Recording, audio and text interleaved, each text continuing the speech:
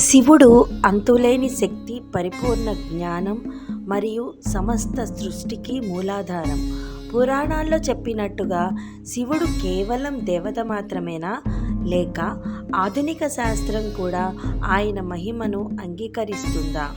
ఈ వీడియోలో శాస్త్రం మరియు ఆధ్యాత్మికత ఎలా కలుస్తాయో తెలుసుకుందాం. శివుని మూడవ కన్ను పరమ జ్ఞానానికి, దివ్య దృష్టికి సంకేతం. ఆధునిక శాస్త్ర ప్రకారం మన మెదడులోని పైనియల్ గ్రంథి మన నిద్ర, ఊహాశక్తిని మరియు అంతర్మథనాన్ని నియంత్రిస్తుంది. ఇది శివుని మూడవ కన్ను లాంటి దృశ్యాలను కలిగించగలదు. భౌతిక లోకానికి అవతల ఉండే అర్థాన్ని గ్రహించగలదు.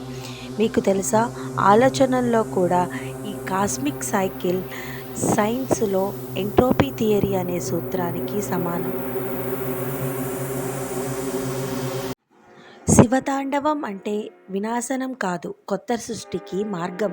శాస్త్రపరంగా చూస్తే ఇది క్వాంటమ్ ఫిజిక్స్లో ఎనర్జీ కన్వర్షన్ అనే సిద్ధాంతానికి సమానం. ఏ శక్తి కూడా నశించదు, కానీ ఒక రూపం నుండి మరొక రూపానికి మారుతూ ఉంది. సెరెన్ ఫిజిక్స్ ల్యాబ్ వద్ద నటరాజ విగ్రహం ఉంది. ఇది శివతాండవాన్ని విశ్వచలన శక్తిగా గుర్తించింది.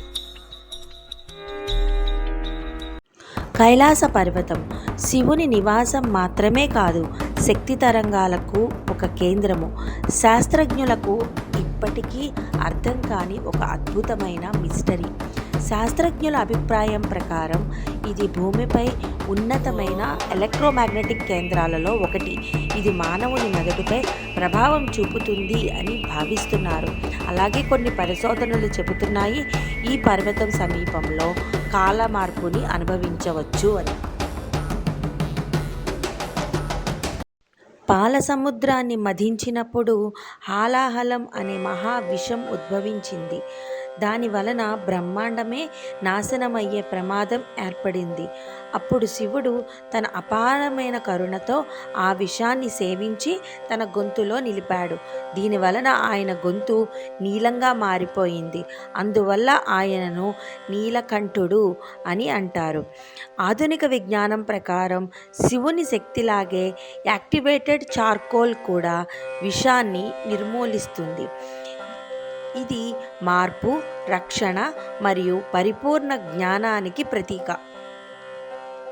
శివలింగం కేవలం పూజా ప్రతిమ మాత్రమే కాదు, ఇది సమస్త విశ్వ నిర్మాణానికి సంకేతం. శాస్త్రజ్ఞుల అభిప్రాయం ప్రకారం ఇది బ్లాక్ హోల్ ఆకృతిని పోలి ఉంటుంది. బ్లాక్ హోల్లో శక్తి అంతర్భాగం అవుతుంది. అదేవిధంగా శివలింగం సృష్టి, స్థితి మరియు లయ అనే చక్రాన్ని ప్రతిబింబిస్తుంది.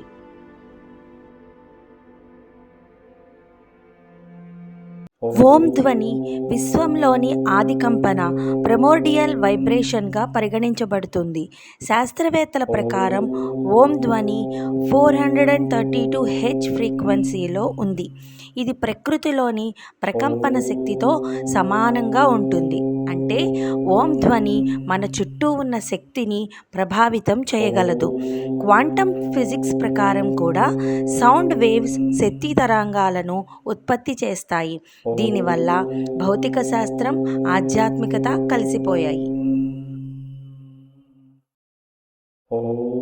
శివుని జటల నుంచి ప్రవహించే గంగ జ్ఞానం మరియు పవిత్రతకు సంకేతం.